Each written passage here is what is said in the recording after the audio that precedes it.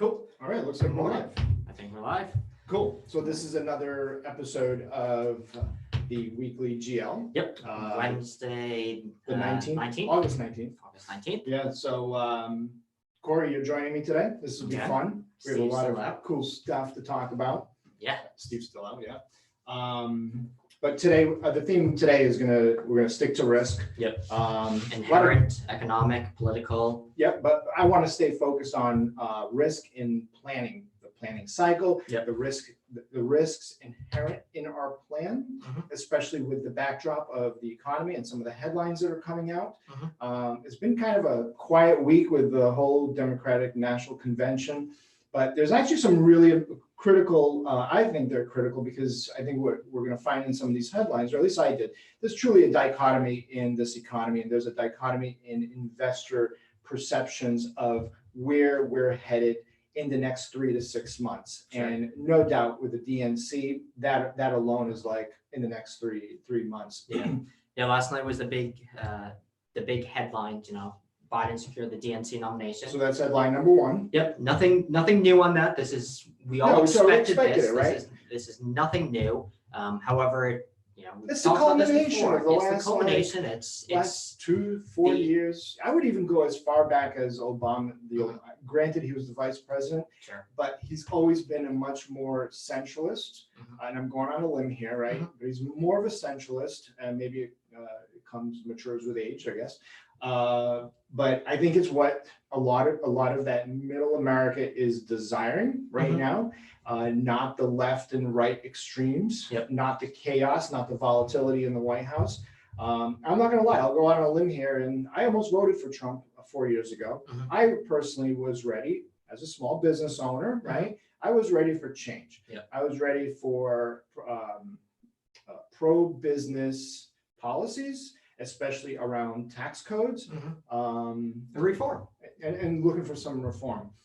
That said, I think I'm ready for change too, and I'm kind of excited. And I think to your point there, one of the themes is,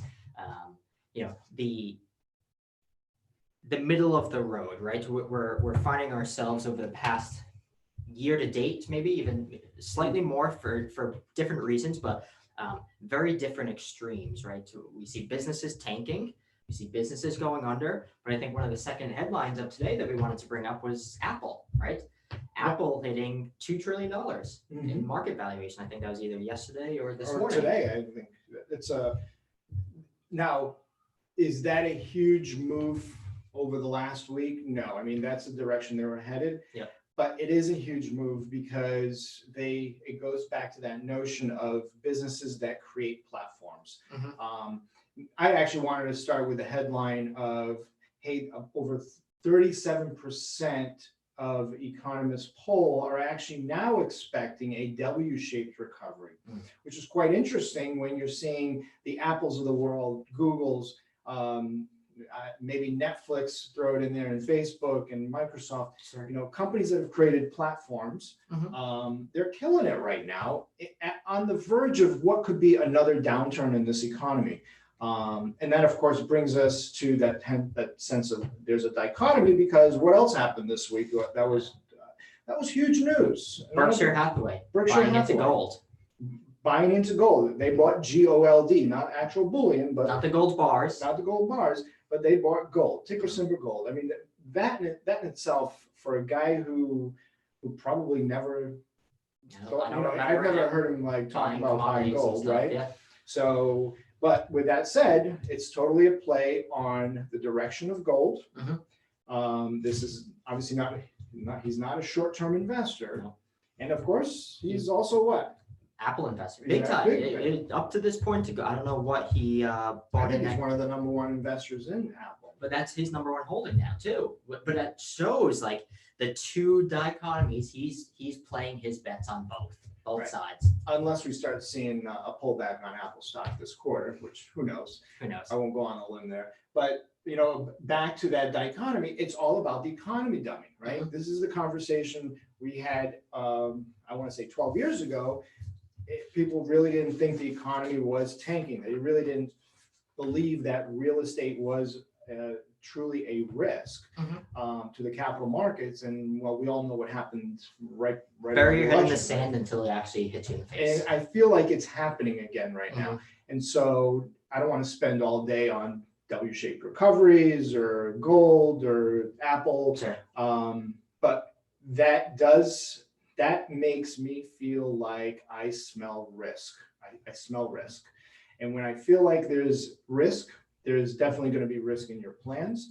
And so today I want to talk a little bit about planning, the risk inherent in your plans. Yep. But more importantly, playing off a topic we recently just talked about this week, Working which is capital. working capital risk. Yep. Because it's really going to be difficult to understand the underlying risks of your revenue, especially with the backdrop of COVID. Yeah. And the major swings we're seeing in the economy. From one day to the next, you have 30 million people on the unemployment line. The next day, the economy grew by 17% month over month. You know, it dropped by 25% quarter over quarter, right? You're seeing these major swings. And when you see these swings, that's a sign of risk. Yeah. Well, what was our conversation off to the side, like before this, right? You made an interesting, you had heard an interesting analogy as to why we are seeing polarizing swings, at least in politics. And that was because, well, you're right. One of the things I read over the weekend, and it kind of took me by surprise. I mean, you know, I've never been the guy that voted in primaries. Sure. But yet, this individual was making the analogy that the reason why we do have such polarizing elections and electoral is because you don't have enough of a middle America, not the extremes, but the average Joe or Jill, right, going to the primaries to vote for more centralist candidates. Which is nothing. This is nothing new, right? You look back to not to. And I feel like I should have known that. It was sort of like, yeah, totally. So yeah, I mean, not to keep talking about politics, but it's nothing new. You look back to 2016, Hillary's going to win, right? Look at the primary results. What happened? We all know the results of that, right? But to kind of come full circle back to our point on like these polarizing extremes, this is a human feature. I don't know how else you describe it. Emotional feature, right? I think back to like Amazon. We talked about this, right? What happens when you go and you find a product that you want to buy on Amazon or any website? You go to the reviews. You go to the reviews, and what do you see? You see 1-star reviews and you see 5-star reviews, right? People are only I only go to the 1-star reviews because I really want to know if that thing's actually going to work or if it's a piece of crap. It dies in 2 weeks. But you really should be going to the 3-star reviews, the 4-star reviews. Those are probably the folks who really kick the tires and really got a holistic global view and want to articulate. But the point and why I bring that up is because you made a great analogy when we were talking, and it was like, what is risk, right? It's managing inside that box between those 1-star reviews and between those 5-star reviews, right? It's knowing, are you going from 1-star to 10-star? Or are you going from 1-star to 3-star? Like, what is that risk profile? So let's go back to stats 101, take your normal distribution curve, right? What's risk? Yeah. Well, I know what I'm expecting. Here's my expected outcome. Risk is essentially you not hitting that outcome and how wide that range of other potential outcomes could be. That's risk. And so today, there is risk. There is risk in the economy. There is risk in politics. And I think, there's also risk, unfortunately, due to COVID, there's health risks. And so all those 2 or 3 things are really going to translate and drive risk in your plan. So let's talk about working capital.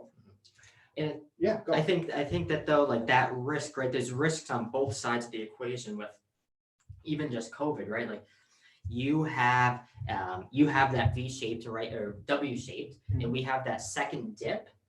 That can be a burden for companies, right? Either pro or con. You see Amazon, they may pop, but you see retail shops and they may tank, right? That's a working capital risk, right? Your capital dries up. On the flip side, you also have risk with working capital if you are on Amazon, but you are a small business that does pop through this. That imposes another working capital risk of, say, buying things like inventory, right? Which is one of kind of like the 3-4 topics that kind of play So into working when we capital. do look at working capital, you really shouldn't just be looking at working capital through the lens of your balance sheet. It shouldn't just be like, oh, here's my chart of accounts, this is my working capital. That's not how you really should be analyzing your working capital. Your working capital is sometimes off balance sheet items, everything from when you first entered that purchase order with a vendor all the way to actual collection of cash from your customer. Although for the purpose of today, we're going to look at just 3 working capital items that we're all sort of comfortable and familiar with. Accounts receivable, obviously, inventory would be the second, and then third is accounts payable.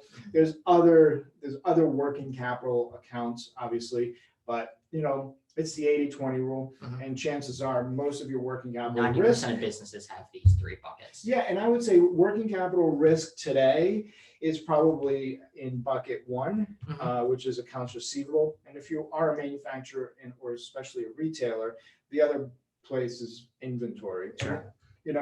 And that's going to be a tough one, the inventory, because if you did come into this to your second half planning cycle, second half of the year planning cycle, you're either coming at this from the perspective of, hey, this is going to be a quick dip, and then there's going to be a quick uptick, and we're all going to kind of go back to whatever normal was before.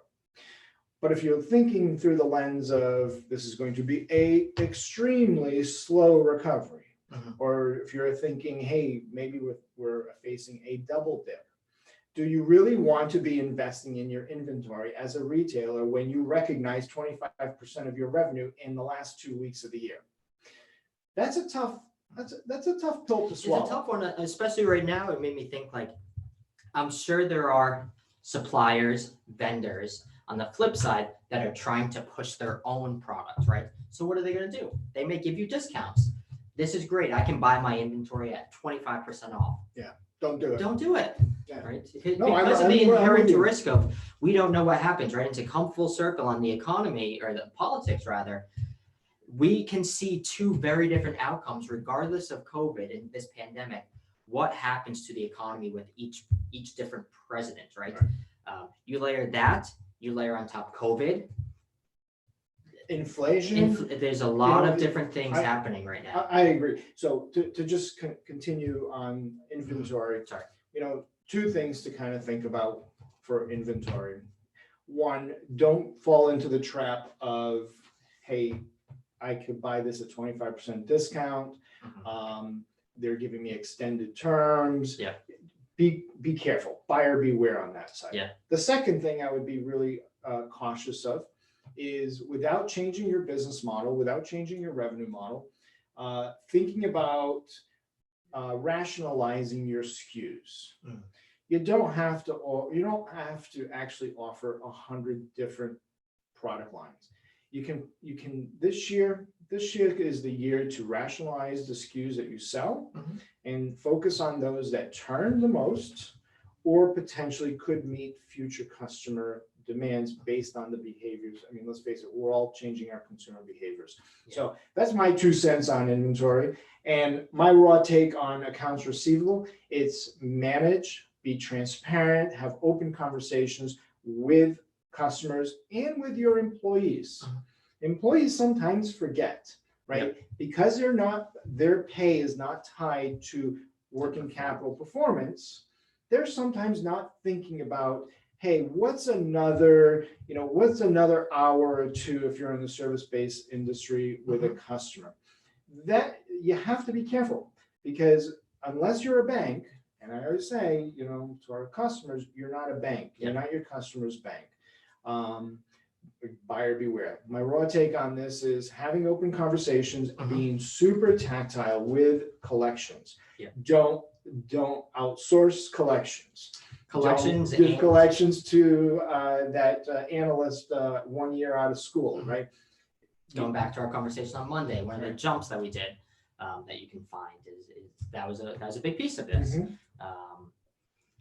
But on the flip side, don't outsource that, or don't give up control. That's overly maybe not the right words, but on the flip side, you do have to retain control of You gotta the manage it. services, Yeah. right? Of what you are providing at the same time. Because to your point, that extra hour may not seem like a lot, but if on the flip side you have someone that's, holding back on payment, that's even a bigger risk that you are imposing on yourself. So the third thing I would say on accounts receivable, Mhm.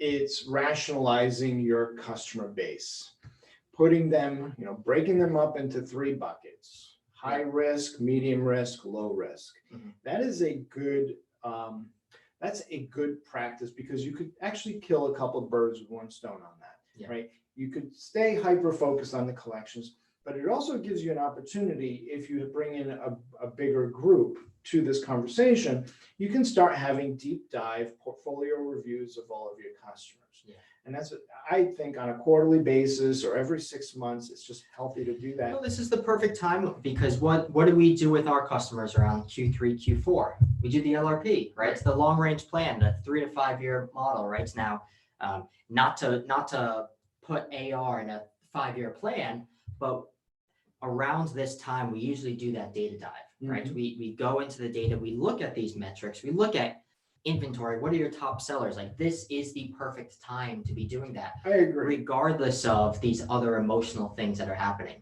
I totally agree.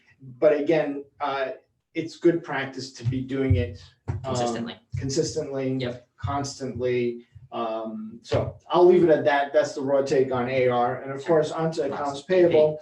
AP, we kind of talked a little bit about when we're talking about inventory. Mhm. But again, AP, it's one of those buyer beware.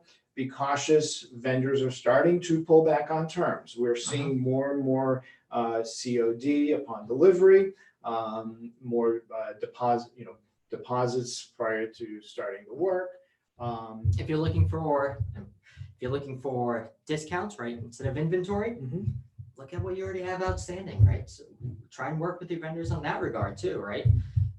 It's both sides of the equation. Yeah, so in times like this, everybody's pulling back. Yep. Liquidity is going to dry up. We, as the EIDL and the PPP, a lot of this free money, if you will, it is drying up. We're seeing it on balance sheets. There is some sort of, some companies are just kind of hoarding the cash, which is probably not a bad idea, but not the greatest idea, because we do believe that that cash could be used to grow the business and actually get you out of this survival mode and push you into more of a thrival mode. But on the AP, again, it's having those open communications with your vendors, giving them the comfort level that, we say this about our banker friends. August right now is the best time to set up those meetings. Build the relationship. Build a relationship. Hopefully you already have a relationship, after you've been through the PPP loan process. But get on their radar, have the conversation. Why? Because ultimately you want to be off of their radar. So I just jumped the gun back to working capital. So those are the 3 places I'd be focusing on. And the other big thing I would be, there are a lot of ways to create ratios and metrics around working capital efficiencies. Stick to something that's, simple, that you can understand. Inventory turns. Days outstanding. Those are just 2 nice ways, and there's a million ways. I get it. There are pros and cons to those metrics. There's seasonality in inventory. There's in the accounts receivable. Sometimes it's hard to understand the days outstanding because invoice dates and due dates don't get pulled in correctly into your general ledger. But all in all, if you can kind of stick to turns and days outstanding and begin to understand that, I think you can. I use your term a lot. Don't boil the ocean. Don't boil the ocean. Keep it simple. Keep it into something that you can actually influence. Right. And while, to kind of begin to close this out, like, risk inherently has many draconian conversations around it, right? Feels around it. This conversation, and it shouldn't. It shouldn't, right? But because on the flip side, my point there is take a step back sometimes too, right? It's like, I think of history, 2008, some of the greatest companies that are around today came out of 2008, the worst time in a lot of our lives, right? To start a business. To start a business. So while all this is happening, right, there's a ton of opportunity out there too, right? You have to be able to manage the risk and execute. Mhm. So with that said, Yep. That's a wrap. That's a wrap. And looking forward to next week. Looking forward to it. All right, nice job, Corey. Peace. Thank you.